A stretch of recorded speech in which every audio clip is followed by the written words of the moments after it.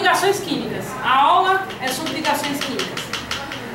Primeira coisa, para que servem as ligações químicas? Alguém sabe aqui? O que vocês imaginam que seja? Pode filmar os caras, vocês autorizam? Não deram presente os professores, eles têm que autorizar, né? Não vai pro YouTube, tá? Garanto. E aí, gente, para que servem as ligações químicas?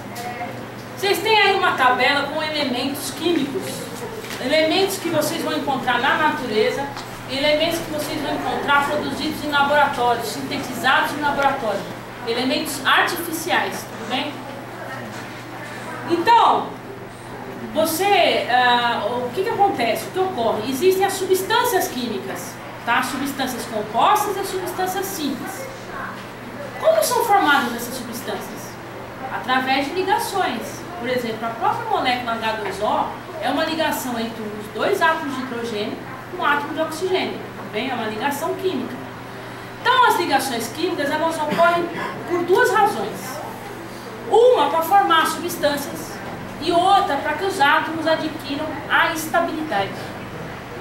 Professora, mas como esses átomos vão adquirir estabilidade? Para que adquirir estabilidade? Muito bem.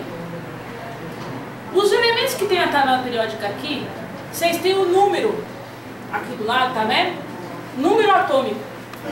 Para alguns, que essa tabela de vocês é diferente, o número atômico vai estar do lado direito. Em cima, vocês estão vendo? Então, um exemplo. O número atômico do hidrogênio é 1. Certo? Certo. E o que significa esse 1? Significa que o número atômico é identificado pela letra Z, tá bom? Então significa que ele tem um próton e um elétron. Então todos os átomos da tabela periódica, todos os elementos da tabela periódica, eles vão estar neutros. Por que eles vão estar neutros? Porque a quantidade que tem aqui, o número atômico que tem aqui, vai ser a mesma quantidade de prótons e a mesma quantidade de elétrons. Estão neutros. Mas eles não estão estáveis. Sora, mas como é que eles adquirem estabilidade? Vamos lá. Se vocês olharem aí, no último grupo da tabela periódica, no grupo 18 aqui, vocês vão ver os gases nobres. Hélio, neônio, argônio, criptônio, xenônio, radônio. Certo? Então o que acontece? Alguns cientistas criaram a teoria chamada teoria do octeto. Então o Sr. Gilbert Lewis, ele criou essa teoria, a teoria do octeto. O que diz a teoria do octeto?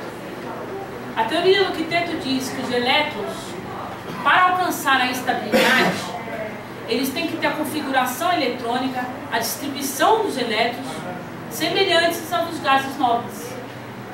Senhor, eu não estou entendendo. Esses gases nobres aqui, eles são difíceis de se misturar. Eles são difíceis de reagir com outros gases, tá? Com outras substâncias. São difíceis de formar ligações. Por isso que eles são nobres. Tá bem?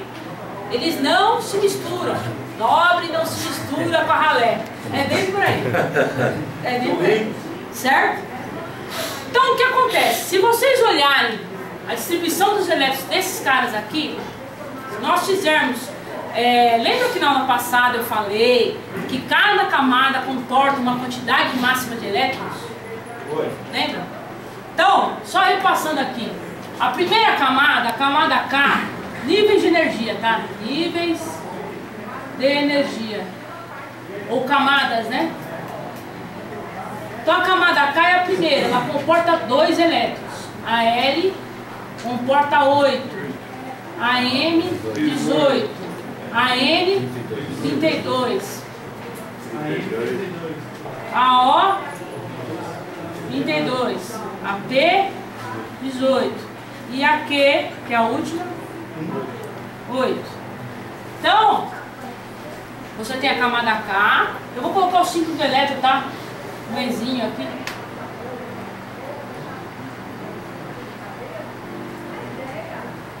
O que acontece? Se nós distribuirmos o número número atômico desses átomos que estão aí, que são os gases nobres, vocês vão ver que o hélio não é o primeiro? O hélio, o número atômico dele é? Tem certeza? 2. Isso aí. Então imagina que você tem somente a camada K, não é isso? Bem? Então olha só que barato. Os gases nobres, se você fizer a distribuição de todos eles, o hélio, a última camada dele, a única, né? Vai ter 2 elétrons. Os outros vão terminar na sua última camada com 8 elétrons. Todos eles terminam com 8 elétrons, tá bom? Exceto o hélio. O hélio termina com 2, o resto com 8. Aí vem o nome, regra do octeto, 8, né? Então ele tem que ter 2 elétrons se tiver só a camada K, ou 8 se qualquer outra camada for a última. Nós estamos falando na última camada, a camada de valência, tá?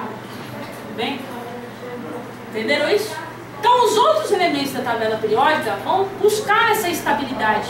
Eles vão querer ter a mesma configuração dos gases nobres, certo? Para ficarem estáveis. Eles vão deixar de ser neutros para serem estáveis.